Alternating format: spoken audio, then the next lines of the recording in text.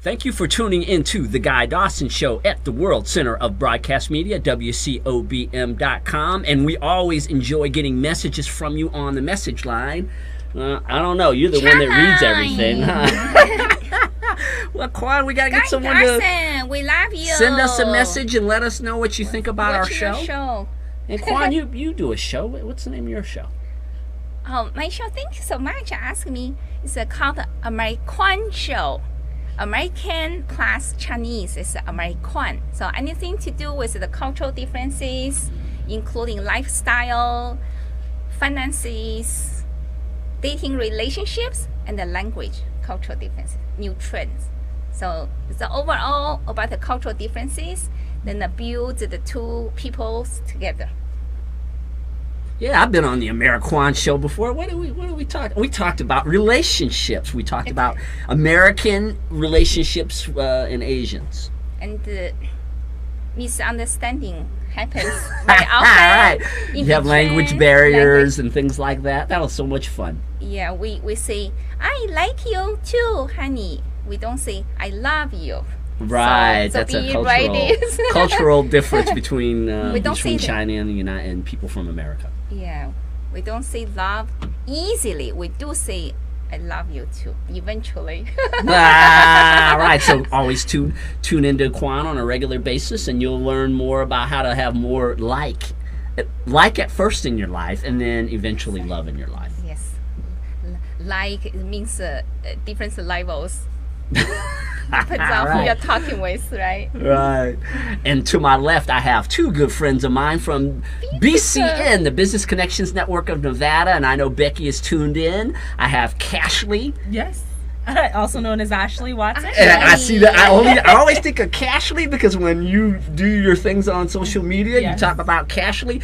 Everybody wants a little cash, and so that is a great nickname that you've given yourself. You know, and it came from Forrest, so I do think Forrest? I love her banking. I love her banking. It's like American. Yes, exactly. It's a nice branding. Welcome to the show. And Forrest Speaks are in the studio. Thank you, Mr. Dawson and Ms. Klein. Thank you for having me. Yeah. Forrest and I were talking about putting this show together at the event that we did for LVIP Dining, the one down at Oscar's restaurant, Oscar Goodman's restaurant down on Fremont Street, which, by the way, I would it's on Main Street, isn't it? Yes, sir. It's at the, looking over the experience. Plaza, but boy, wouldn't you recommend that restaurant? Man, what a dinner that was that we had down there. Top shelf. Yes, a Vegas experience, to say the least. Yeah, if you want to have an old school, I need to go hit Oscar up, and maybe he'll start paying me for talking about his restaurant on the air, huh? But if you want to have an old school experience, the Oscars is the ambiance is tremendous. The view is just amazing. So if you're ever in Vegas, you want to stop into Oscars. But that night, Forrest and I were talking about a subject that doesn't get a lot of publicity in the world nowadays, and it is etiquette. Yes, the word etiquette.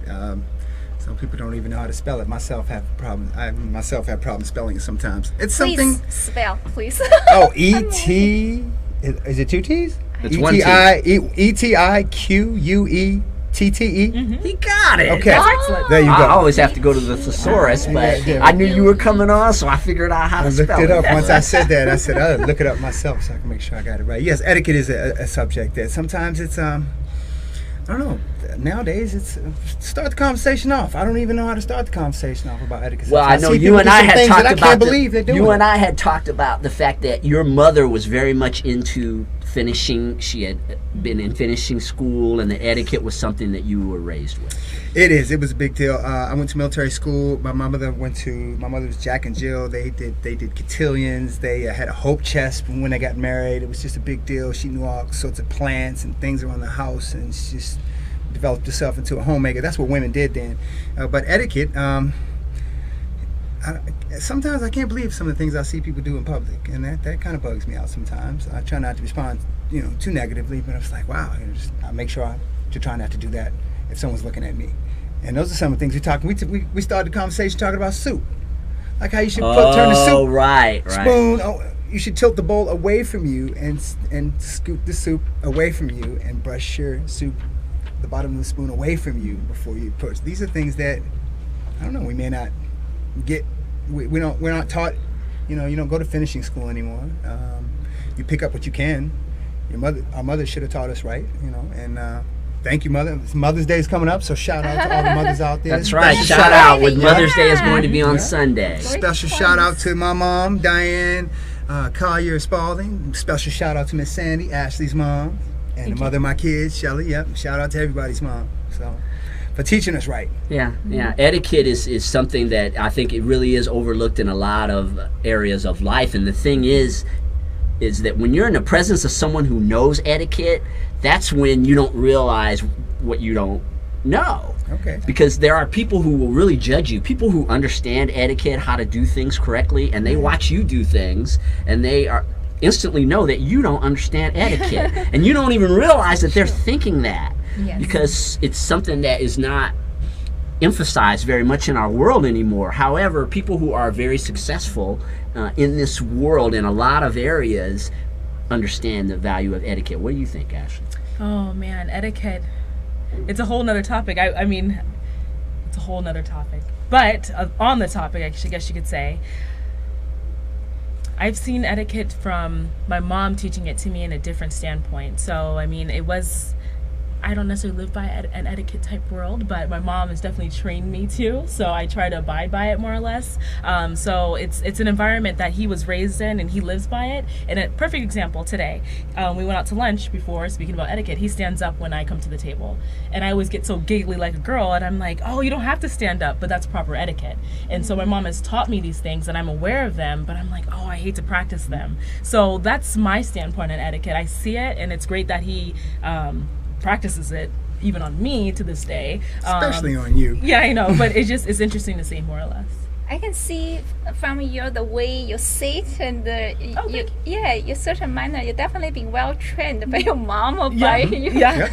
And big up to Miss Sandy for sure. And it's definitely in training. I think I didn't have the cotillion balls and things like that, very formal, but definitely my mom was like, don't do this, do that, so it was always under a close microscope when it came to mom and grandma and things like that. So not necessarily that formal, but still my own training at home. Yeah, and you can learn. It's not that it's something that you only learn when you're a little kid, and so if you didn't learn it when you were young, you can never gain the skills of good etiquette. There are a lot of books out there, courses that you can actually take as an adult and learn to have better etiquette. And I want to give you some of the advantages because we really haven't talked about that. Why would a person want to have good etiquette? Great question. You want to be viewed as someone that knows the standards that are required and can we have a standard. There's a standard. If not, you may be substandard. You want to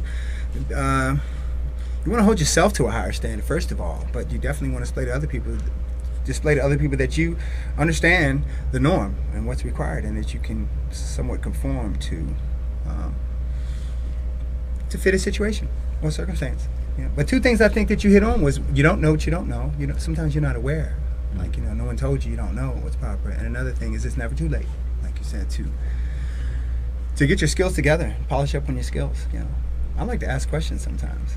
If I don't know something, I'll ask. I think it's a concept to begin with, then observing what is better to you from other people's appearance or the way that they hold themselves. For instance, it could related to the cultural differences as well. But for instance, like English people, because where I'm from is Hong Kong, used to be British colony.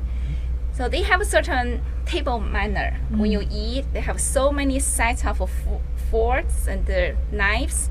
And the way you eat soup, as you mentioned, is it goes this way, right? When we do this way, they go the opposite way. And also, how much distance you face should away from a bowl, not to put it right on your face. Yes. But for a lot of Chinese people, we eat a lot of rice and the soup. A lot of times you see people have a bowl so close to our face. It's not rude because that's the way we easily cope with our dishes. Yes. So it's a lot of cultural difference. If we understand that, then we can respect others' culture and also learn something good for us. Still carry ourselves in the best manner can be, and also understand what's other people's background come from. We are talking about etiquette on the Guy Dawson Show today with Forrest Speaks and Ashley Watson, as well as the illustrious Quan. We'll be back in a few minutes. I want to talk about this book that you can go out and get right away that will help you to have more etiquette. Stay tuned.